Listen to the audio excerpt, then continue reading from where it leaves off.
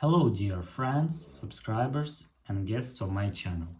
In this video I want to show and tell you how to add TikTok link to Facebook.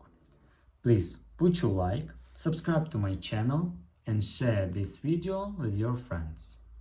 Let's get started. So, first we need to go to Facebook. After that, go to our account and click Edit Profile.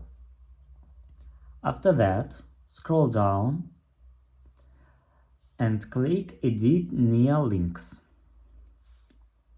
And here click Add Social Link.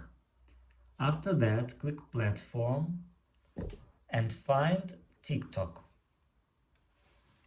And here you need to enter your TikTok username. Enter here and click Done. And after that, click Save. And that's all. If you enjoyed this video and found it helpful, please put your like, subscribe to my channel and share this video with your friends. Bye bye everyone, see you later.